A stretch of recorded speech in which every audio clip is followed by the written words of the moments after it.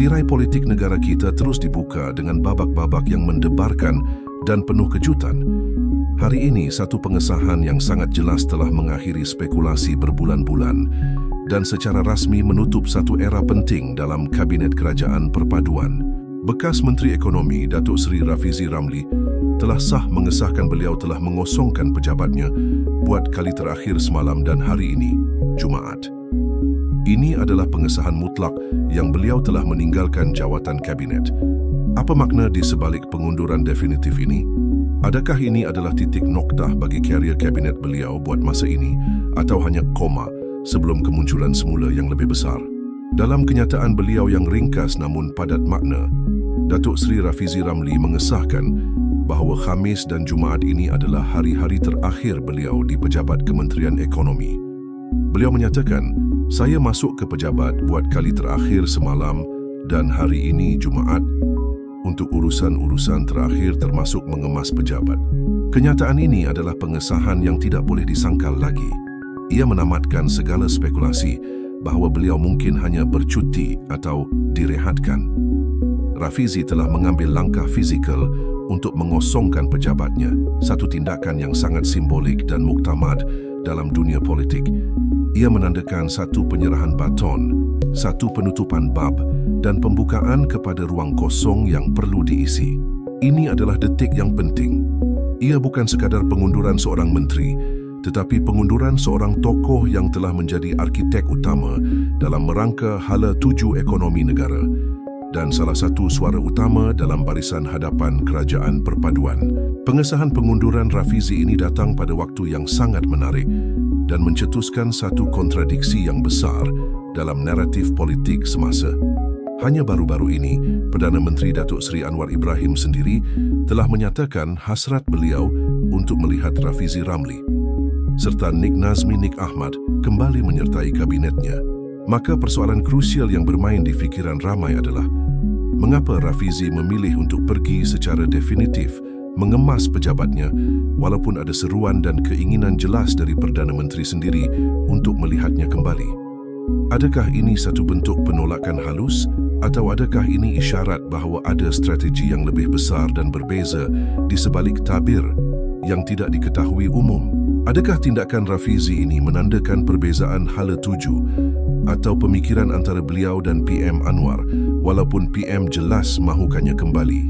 Atau adakah Rafizi memerlukan rehat total dari jawatan kabinet untuk memfokuskan diri pada perkara lain sebelum mungkin kembali dalam peranan yang lebih besar atau berbeza pada masa hadapan? Kontradiksi ini menambah lagi lapisan misteri dalam drama politik Malaysia. Pengunduran Rafizi Ramli meninggalkan kekosongan yang signifikan dalam kabinet. Kementerian Ekonomi, sebuah portfolio kritikal yang bertanggungjawab dalam merangka dasar ekonomi negara, kini tanpa menteri penuh. Persoalan segera yang timbul adalah siapa pengganti beliau? Adakah ini akan mencetuskan rombakan kabinet yang lebih besar dalam masa terdekat? Rafizi dikenali sebagai otak di sebalik banyak inisiatif ekonomi dan reformasi Kerajaan Perpaduan.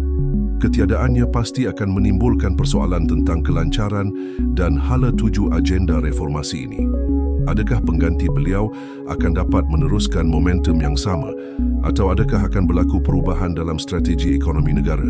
Lebih dari itu, pengunduran tokoh penting pada saat negara sedang berhadapan dengan pelbagai cabaran ekonomi. Ini juga boleh mempengaruhi persepsi kestabilan Kerajaan Perpaduan di mata rakyat dan pelabur. Rakyat mahukan kesinambungan dan keyakinan dalam barisan kepimpinan ekonomi negara. Pengesahan pengunduran Datuk Seri Rafizi Ramli dari pejabat Menteri Ekonomi adalah satu babak yang berakhir. Namun dalam politik yang sentiasa berputar, ia mungkin hanya koma sebelum babak baru yang lebih menarik bermula. Apa langkah seterusnya untuk Rafizi Ramli yang pernah disebut-sebutkan beliau? Adakah beliau akan memfokuskan kepada pengukuhan parti dari luar kabinet atau adakah ini persediaan untuk peranan yang lebih besar pada masa hadapan? Hanya masa yang akan menentukan. Namun satu perkara yang pasti, pemergian beliau mencipta kekosongan yang perlu diisi dan akan terus menjadi tumpuan dalam catur politik negara. Cabaran yang dimaksudkan bukanlah calang-calang. Kita bercakap tentang ekonomi yang masih bergelut dengan inflasi, kos sara hidup yang menekan rakyat dan harapan yang tinggi terhadap janji-janji reformasi yang belum tertunai sepenuhnya. PM Anwar memerlukan pasukan impian yang paling cekap dan berkesan untuk menterjemahkan visi beliau kepada realiti yang dirasai rakyat.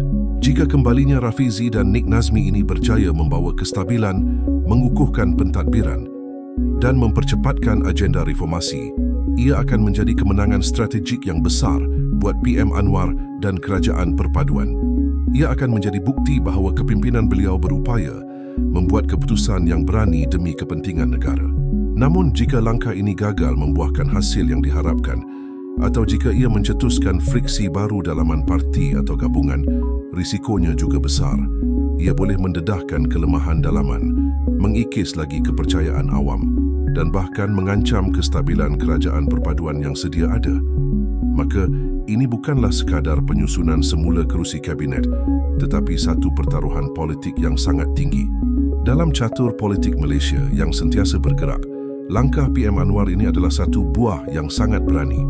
Ia mungkin kunci kepada pengukuhan kerajaannya, atau ia mungkin membuka kotak Pandora cabaran yang lebih besar. Segalanya kini bergantung pada bagaimana dua jeneral ini akan memainkan peranan mereka jika kembali dan bagaimana kepimpinan Anwar akan mengemudi kapal Malaysia melalui gelora yang mendatang. Kita akan terus memantau setiap perkembangan dengan rapi dan membawakan analisis yang lebih mendalam. Terus bersama kami untuk laporan terkini yang paling berani dan tidak berat sebelah